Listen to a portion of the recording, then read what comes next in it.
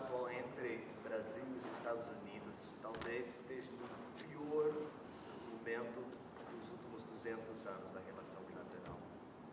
Então, o que precisa para recuperar essa relação? Ainda tem condições para negociar uma saída para essa crise? Olha, vamos colocar as coisas, Brady, do jeito que ela aconteceu. O presidente Trump, ele categoricamente, publicamente, ele é contra o multilateralismo. Ele prefere unilateralismo. Ele prefere negociar país por país ao invés de negociar numa instituição como a OMC. Isso já está claro. Então, ele taxou praticamente todos os países do mundo que têm relação com ele, e é um direito dele taxar. Aqui no Brasil, de vez em quando, a gente é obrigado também a aumentar a taxação de algum produto que a gente acha que está causando problema para o nosso produto. O que não justifica a atitude do presidente Trump é a justificativa que ele dá para poder fazer a taxação. Ou seja, no caso do Brasil, ele publica na carta dele, que foi publicada no site, a carta não foi enviada para mim, a carta foi publicada no portal dele. Tá? Eu li porque ele é jornal, não enviou a carta para mim. Ele começa falando, sabe, de que existe uma perseguição política ao ex-presidente do Brasil e que é preciso parar com isso imediatamente. Ele coloca a palavra imediatamente. Ora, ele deveria saber, como presidente que é, de um país que tem uma Suprema Corte, que o presidente da República não manda na Suprema Corte. Que na maioria dos países do mundo a Suprema Corte é independente. Aqui no Brasil, ela é autônoma. Da mesma forma que o Poder Executivo e da mesma forma que o Poder Legislativo. Nós somos três poderes que vivemos em sintonia, mas todo mundo tem autonomia. Ora, então, o primeiro erro da carta é esse. Achar que pode dar ordem de uma Suprema Corte parar com o processo. A segunda é uma inverdade, dizendo que ele está fazendo a taxação por conta do déficit comercial dos Estados Unidos. O Brasil é superavitário com o Brasil. Esse número eu já falei 10 vezes. Nos últimos 15, 16 anos, eles tiveram um superávit de 410 bilhões de dólares com relação ao Brasil. Então, não tem nada de deficitário. E só para você ter ideia, dos 74% dos produtos americanos que vêm para cá, paga zero de imposto. Dos que pagam, os 8 principais pagam zero. E a média geral é de 2,7%. Portanto, não há nada anormal na nossa relação comercial com os Estados Unidos. Ora, a terceira coisa que ele coloca... Então, veja, então, a questão do desequilíbrio econômico também não é verdade. E a terceira é tentar impor ao Brasil a ideia de que nós não podemos regular as Big Techs. Que ele não admite que a empresa americana seja regulada. Olha, espera aí. Esse país é soberano. Esse país tem uma Constituição. Esse país tem uma legislação. Ora, é da nossa obrigação regular o que a gente quiser regular de acordo com os interesses e a cultura do povo brasileiro. Se não quiser a regulação, que saia do Brasil. Não existe outro mecanismo. Não existe outro mecanismo. Tá? Da mesma forma que lá nos Estados Unidos, uma empresa brasileira é obrigada a seguir a legislação americana.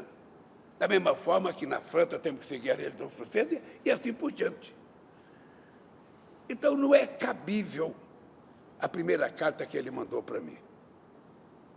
Não é cabível. São 3 assuntos, sabe, que não há como o governo deixar de discutir.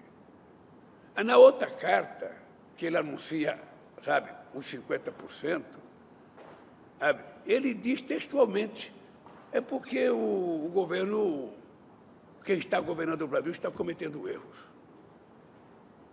Olha, ele que cuida dos Estados Unidos, do Brasil cuidamos nós. Só tem um dono nesse país. E só um dono manda no presidente da República, é o povo. É o povo que elegeu, é o povo que pode tirar. Então, essas atitudes antipolíticas, anticivilizatórias, é que coloca problema numa relação que não existia. Nós já tínhamos perdoado a intromissão dos Estados Unidos no golpe de 1964. Isso já estava precificado na massa política do povo brasileiro. Mas agora, não é uma intromissão pequena, é o presidente da República dos Estados Unidos achando que pode ditar regras, sabe, a um país soberano como o Brasil. E não é admissível que nem os Estados Unidos e nenhum país, grande ou pequeno, resolva dar um pitaco na nossa soberania. Tá? Então, essa é uma coisa que cria muita dificuldade. O que nós tivemos de decisão? Veja, é importante ter a verdade nua e crua. Desde quando ele anunciou a taxação de 10%, o meu ministro de Relações Internacionais, Relações Exteriores, Mauro Vieira, o meu vice-presidente da República, ministro da Indústria e Comércio, companheiro Geraldo Alckmin, mais o ministro da Agricultura, e mais um ministro da Fazenda, estávamos tentando entrar em contato com várias pessoas nos Estados Unidos. Houve 10 reuniões. 10 reuniões. No dia 16 de maio, nós mandamos uma carta cobrando dos negociadores americanos uma decisão sobre a taxação. E aí eu fui surpreendido com a outra carta anunciando 50%. Então, o que está acontecendo? A forma civilizada de dois chefes de Estado de negociar é se ele tinha vontade de tomar essa decisão contra o Brasil, ele poderia ter comunicado ao Brasil, poderia ter ligado, poderia ter proposto negociação, mas nós recebemos o comunicado da taxação de forma, sabe, totalmente autoritária. E não é assim que nós estamos acostumados a negociar. Não é assim. Mesmo nesse momento, nós estamos ainda, tem muita gente do Brasil tentando conversar com gente americana. Nós acreditamos que um país que tem 201 anos de relação diplomática muito civilizada não vai jogar isso fora por causa, muitas vezes, de uma atitude destemperada de um presidente da República. Então, o que nós estamos é na expectativa de que nós vamos resolver. Se não resolver negociação, nós temos outros mecanismos para a gente poder fazer a contraparte. Nós temos a OMC, em que a gente pode entrar com recurso na OMC. É demorado, mas é um instrumento que nós temos que valorizar. Porque nós já ganhamos coisa dos Estados Unidos na OMC. Sabe? Nós podemos entrar sozinhos, podemos entrar com um conjunto de países. E depois tem, sabe, o Brasil pode estabelecer também, sabe, atitudes contra produtos americanos. O que nós queremos é, primeiro, utilizar e gastar tudo o que for possível gastar em negociação antes da gente tomar qualquer outra medida, sabe, que signifique que as negociações acabaram. Agora, o presidente Trump disse que o senhor pode ligar para ele quando quiser. Então, por que não ligou? Não liguei porque ele não quer telefonema. Veja, eu não vou entrar numa análise do por que o Trump falou aquilo. Ele tinha falado um dia anterior, numa entrevista à imprensa brasileira, perguntaram, você vai conversar com o Lula? Agora não. Ou seja, nós estamos com os melhores negociadores tentando negar com os negociadores deles. Então, veja, eu não tenho por que ligar para o presidente Trump, porque nas cartas que ele mandou e nas decisões, ele não fala em nenhum momento em negociação. O que ele faz é novas ameaças. O que ele faz é novas ameaças. Se nós taxarmos os produtos deles, que ele vai aumentar a taxação. É isso que ele fala. Teria risco de um telefonema, dadas as circunstâncias, a prisão domiciliar? Deixa eu lhe falar uma coisa. Um presidente da República não pode ficar se humilhando para o outro. Eu respeito todo mundo. Eu exijo respeito comigo. Eu adoro respeitar as pessoas e adoro ser respeitado.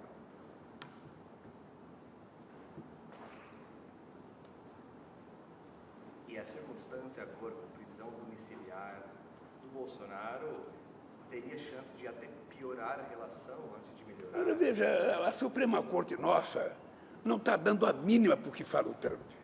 E nem pode dar. Como a Suprema Corte americana não vai dar a mínima se eu estiver fazendo uma crítica a eles. A Suprema Corte está julgando o Bolsonaro com base nos autos, sabe, e nas delações feitas pelo pessoal que trabalhou com o Bolsonaro. Não tem nada inventado. Não é a oposição que está acusando o Bolsonaro. Não é a oposição. Não é alguém do exército de outro país, não.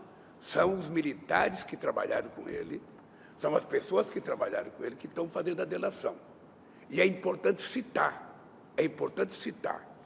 que no governo Bolsonaro ele tinha arquitetado, se perdesse as eleições, matar a mim, matar ao Alckmin e matar o juiz que está julgando o processo dele. Ora, se esse cidadão tivesse um mínimo de civilidade dentro dele, ele poderia se espelhar no meu comportamento. Eu perdi as eleições em 89, eu perdi as eleições em 98, eu perdi as eleições em 94, e cada eleição que eu perdi, eu voltava para casa para me preparar para disputar outra eleição. Esse cidadão não estava preparado para disputar eleições e perder. Ele tinha um comportamento de um ditador. Ele queria se perpetuar no poder, só que tem um problema, tem que perguntar para o povo. Sabe? O povo é que decide, quer ou não quer. E o povo não quis. E ele achou que era de direito dele, até por força, ficar aqui e organizou o golpe de 8 de janeiro. Que só não aconteceu no dia 1º de janeiro, porque tinha muita gente em Brasília. Então ele está sendo julgado por isso. Ele está sendo julgado pelos atos dele. E agora eu acho que ele deveria ser julgado por mais processo, porque o que ele está fazendo agora, insuflando os Estados Unidos contra o Brasil, causando prejuízo à economia brasileira, causando prejuízo aos trabalhadores brasileiros, ele e o filho dele deveriam ter outro processo e ser condenados como traidores da pátria. Traidores da pátria, isso é o que ele é. Porque não tem precedente na história um presidente da República e um filho que é deputado ir para os Estados Unidos para insuflar o presidente dos Estados Unidos contra o Brasil. Isso nunca existiu na história, eu acho que de nenhum país do mundo. Eu já conheço gente que pediu asilo político, foi para o país e ficou sem participar de política durante muito tempo. Mas não. O deputado federal, filho do ex-presidente, vai aos Estados Unidos com a missão de contar mentira e de insuflar o governo americano contra o Brasil. Essa gente vai ser processada por isso. E essa gente sabe que vão ser julgada. E ele sabe que ele pode ser condenado. Então, não é possível admitir isso. O que não é possível é que nós temos uma relação, o Brasil sempre teve uma relação, o Bush manteve uma relação excepcional com o Brasil, o Obama excepcional com o Brasil, o Biden excepcional, o Clinton excepcional e outros antes. Então, o comportamento do presidente Biden é um comportamento de uma pessoa, sabe, que acha, sabe, que ele foi eleito presidente dos Estados Unidos para mandar no mundo. E o mundo não é assim. Presidente, hoje entraram em vigor as tarifas, né, nos Estados Unidos, dos 50%. Teve algumas isenções, pegaram uma quantidade razoável dos brasileiros. O senhor acha que tem espaço para conseguir mais isenções? Porque o que a gente está ouvindo até agora é que as negociações não, que do lado de lá não vem uma abertura para uma negociação comercial real. E hoje, pouco antes do senhor chegar aqui com a gente, os Estados Unidos colocaram mais uma tarifa de 25% em cima da Índia, alegando que eles compram combustível da Rússia, ou seja, mais um peso. E a gente compra muito fertilizante da Rússia, né? O Brasil é quase dependente disso. O senhor acha que ainda, em vez de melhorar, pode piorar ainda? Lisandra, deixa eu lhe dizer uma coisa para os leitores e os telespectadores de vocês compreenderem. O meu vice-presidente que está negociando é um homem que foi governador do estado de São Paulo durante 16 anos. É um homem que não tem nada de esquerda. É um cidadão brasileiro altamente preparado que está negociando. Porque ele é ministro da Indústria e Comércio no Brasil. O Haddad está tentando negociar. O meu ministro Mauro Vieira está tentando negociar. Ora, o que nós não estamos encontrando é interlocução. É interlocução. Sabe, na hora que eles quiserem conversar, nós vamos conversar. Ora, eu vou repetir o que eu disse agora há pouco. Vou comentar. Nós estamos trabalhando, ainda ontem terminamos uma reunião quase 10 horas da noite, estamos preparando como é que nós vamos lidar com as empresas brasileiras que vão ter prejuízo nessa situação. Nós temos que criar condições de ajudar essas empresas, nós temos a obrigação de cuidar, sabe, da manutenção dos empregos das pessoas que trabalham nessas empresas, nós temos a obrigação de ajudar essas empresas a procurar novos mercados para os produtos delas, e nós temos a preocupação de convencer os empresários americanos a brigarem com o presidente Trump para que possa flexibilizar nisso. Tá? E veja que eu estou fazendo tudo isso quando eu poderia anunciar uma taxação dos produtos americanos. Não vou fazer porque eu não quero ter o mesmo comportamento dele. Não vou fazer porque eu não quero ter o mesmo comportamento do presidente Trump. Eu quero mostrar que quando um não quer, dois não brigam. E eu não quero brigar com os Estados Unidos. Primeiro, porque a relação é muito civilizada. Segundo, que eu tenho muita relação com o povo americano. Terceiro, que eu tenho muita relação com o movimento sindical americano. Uma relação histórica. Muito antes do Trump fazer política. E eu quero manter essa relação. E também não quero causar prejuízo aos trabalhadores americanos. É esse sinal que eu quero dar. Tá? É que eu vou fazer o que tiver que fazer para ajudar as empresas que forem prejudicadas, para ajudar os trabalhadores que forem prejudicados, antes de tomar qualquer atitude drástica que possa piorar as coisas. E quais são as É isso. Não, até medida, sabe, se eu falar antes não será o mais drástico, ou seja, eu tenho que pensar. Mas em relação, por exemplo, a emprego, né, é uma grande preocupação do governo. As empresas que receberem essas medidas vão ter, por exemplo, garantir o emprego, garantir Veja, eu não posso dizer para vocês, na base do eu acho, eu penso, não. Eu estou fazendo reunião todo santo dia. E eu quero, quando anunciar as medidas, serem medidas que não tenham volta, ser uma coisa, sabe, forte, que as pessoas tenham certeza. A única coisa que eu posso dizer para os empresários brasileiros é que nós estamos juntos, fazendo o que tiver alcance na possibilidade do governo para garantir a continuidade da comercialização dessas empresas com os Estados Unidos, garantir a continuidade de que eles não terão os prejuízos, sabe, que pode ter, e garantir que os trabalhadores não ficarão, sabe, abandonados. É isso que eu posso dizer, alto e bom som. E essas medidas podem ficar fora da meta fiscal, presidente? As medidas podem ficar fora da meta fiscal, porque vai ter um custo do governo. Veja, como você é um jornalista muito esperto, eu vou ter que estar perguntando o que eu não posso falar. Veja, obviamente que nós não podemos, sabe, agir como se nós tivéssemos um cobertor curto. Eu cubro a cabeça e descubro os pés, eu cubro o pé e descubro a cabeça. Não, nós vamos fazer aquilo que tiver no alcance da economia brasileira, mantendo a responsabilidade fiscal que nós estamos mantendo no governo. Mas preste atenção, Lita, vamos fazer o que for necessário. Vamos fazer o que for necessário. A única certeza que eu tenho é que eu acredito que a gente vai encontrar uma solução. Eu espero que essa matéria seja publicada nos Estados Unidos e que o Trump leia, para ele saber que eu acredito que é possível a gente fazer um acordo com os Estados Unidos. Agora, a tarifa acabou de entrar em efeito. Para quando que o empresário brasileiro Veja pode que tem tempo para brigar, tem tempo para contestar. Sabe, nós temos que ter muita cautela. A gente sabe que muitas vezes as pessoas morrem afogadas porque as pessoas se esquecem que o corpo humano é mais leve do que a água, se ele souber parar de respirar.